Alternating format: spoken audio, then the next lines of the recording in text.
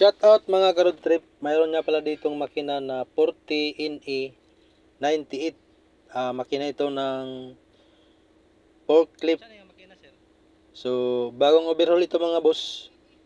Itatry na panda rin para makita rin kung may mga tagas or tumatagas na mga krodo or oil. So, temporary lang na nilagay ito dito kasi ipapaanda rin para paglagay nito sa sasakyan ay okay na yung makina, hindi na kailangan tanggalin. So ito yung mga magandang gawin ninyo kung mag-overhaul kayo bago nyo ikabit. So siguraduhin nyo muna na okay yung ano. So ayan yung hose, upper at saka lower, tapos pan. Ito yung crudo niya mga boss. So ayan, injection pump assembly. Tapos itong wire na ito ay kill switch, injection pump assembly.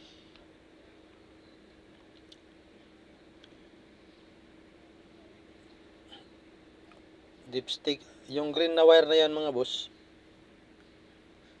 Yan, kita pa yung mga ano boss.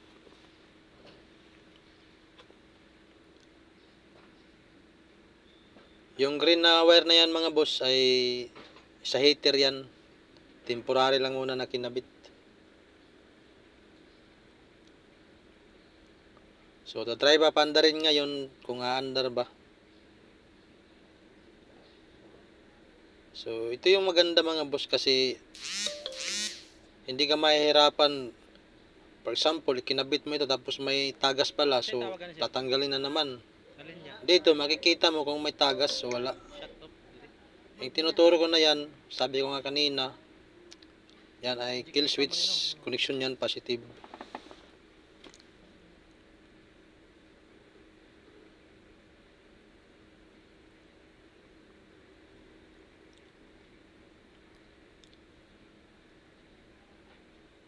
So ito yung cover ng cylinder head.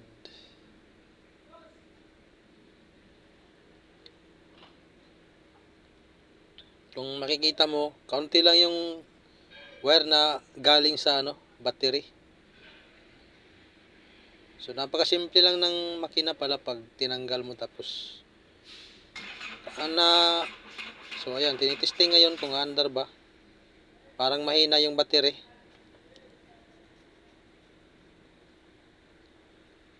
So hindi kaya.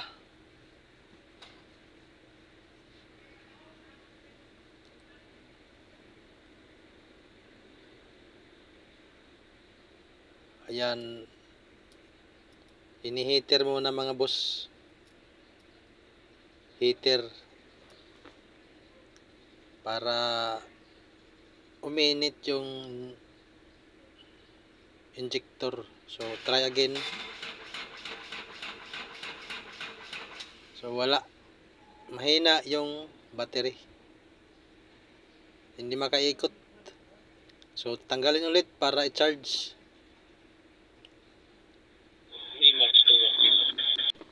So tatanggalin yung battery mga boss, tapos i-charge. Tapusin nyo lang yung video hanggang sa dulo mga boss kung under ba talaga ito o hindi. So walang muffler, walang exhaust na nakakabit, partida pa yan. So makina ng forklift 40NE98 na makina. Sana nga umandar. So kung hindi pa kayo nainip, tapusin nyo lang yung video mga boss para makita nyo kung aandar ba talaga. So masarap sa feelings na pag nagtatrabaho ka tapos yung trabaho mo ay nagiging successful. So ito yung kanyang alternator. Yan.